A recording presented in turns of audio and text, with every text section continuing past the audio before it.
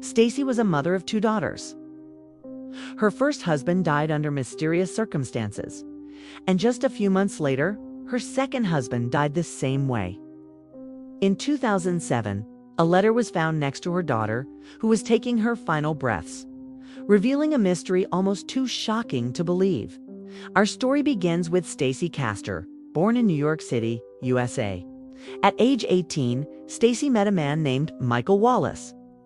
After a long love story, the two got married. Soon after, they had their first daughter, Ashley. Then later, another daughter, Bree. Michael worked as a car mechanic. Stacey had a stable, well-paying job in an office.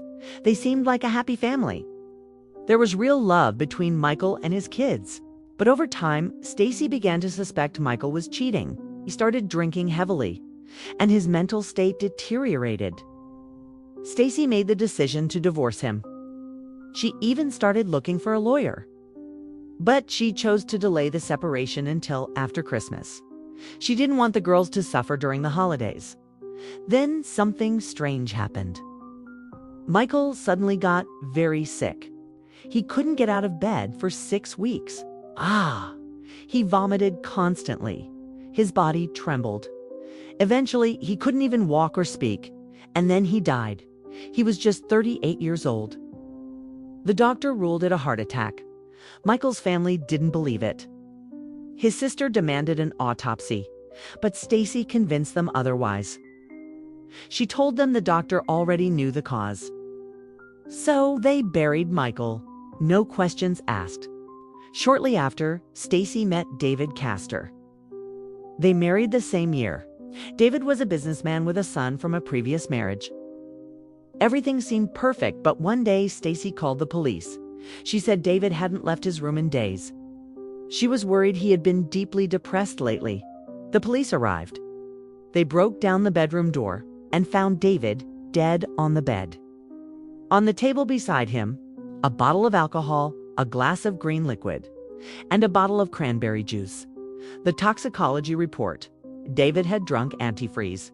It looked like suicide, but police were suspicious. During a follow-up search, they found a turkey baster in the trash. Smelled like alcohol. Tests showed it had traces of antifreeze. David's DNA inside, and Stacey's fingerprints all over it. Even more suspicious, they found financial documents. David had signed over everything to Stacey. His own son left with nothing. The police officially put Stacey under surveillance. As they dug deeper, they discovered Stacey's first husband, Michael, had died in a similar way. When questioned, Stacey denied it all. They then interviewed her daughter, Ashley, who defended her mother. She insisted Stacey had nothing to do with either death.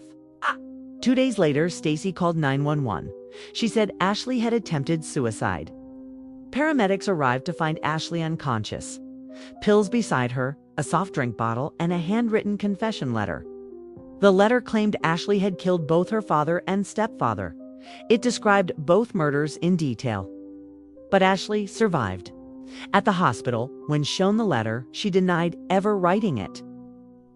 She said the last thing she remembered was her mother inviting her for coffee, to comfort her since people were accusing Stacey of murder. Police now had enough evidence. Stacey Castor was arrested. She confessed to killing both husbands and attempting to kill her own daughter. She was sentenced to 51 years in prison without the chance of parole. And there's one more twist. It's believed Stacey may have even killed her own father after giving him a bottle of soda, just one day before he died.